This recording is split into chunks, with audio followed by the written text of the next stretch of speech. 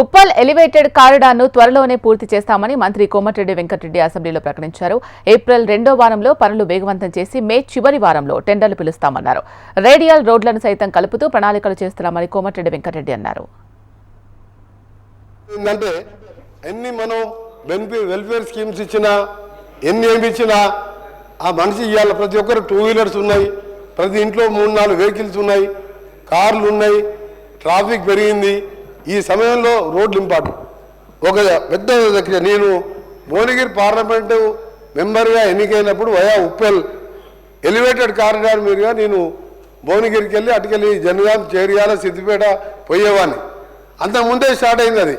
నా MP term అయిపోయింది. ఇప్పుడు ఏ స్టైల్ ఉంది అధ్యక్ష, నీ మినిస్టర్ కాకముందు పిల్లలు లేచి వదిలిపెట్టారు. కింద రోడ్ల గుంతలు, ఆ గుంతలలో పడి భార్య భర్త 2 చనిపోయారు.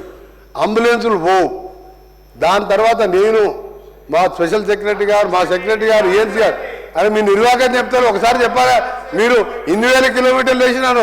మేము చేసిన 12 నెలల్లో ఈరోజు అధ్యక్ష మీరు వాళ్ళని రమ్మంటే హరీష్ రావు గారు వస్తారా, ప్రశాంత్ రెడ్డి గారు వస్తారా?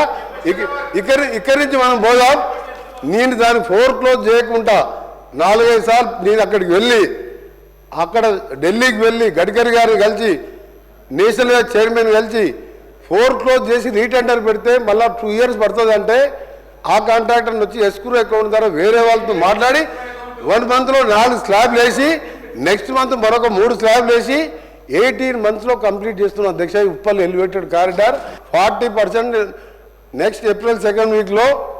దాని మీద ఇప్పటికే చాలా రోజులు వర్కౌట్ చేస్తున్నాం. మా స్పెషల్ సెక్రటరీ గారు ఇది వేసే రాష్ట్రాల్లో మహారాష్ట్ర, కర్ణాటక వెళ్ళి రావడం జరిగింది. దాని మీద మొత్తం కూడా మా స్పెషల్ సెక్రటరీ గారు, మొత్తం స్పెషల్ సిఎస్ గారు ఇదే పని మీద రెగ్యులర్గా వర్కౌట్ చేస్తూ, ఈ రోడ్లు అనేది చాలా ముఖ్యమైన విషయం కాబట్టి దానికి సంబంధించిన ప్రక్రియ ఏప్రిల్ 2nd వీక్లో ముగిస్తే 3 మంత్స్లో మ్యాక్సిమం పెట్టుకున్నాం.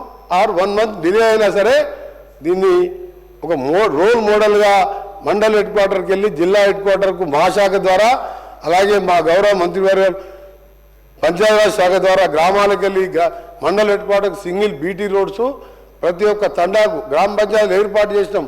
మట్టి రోడ్లు లేవు, మెటల్ రోడ్లు లేవు, బీటీ రోడ్లు లేవు. అవి కూడా కలుపుకుంటూ ఇవన్నీ ఒక ప్లానింగ్తో ముందు పోతున్నాం.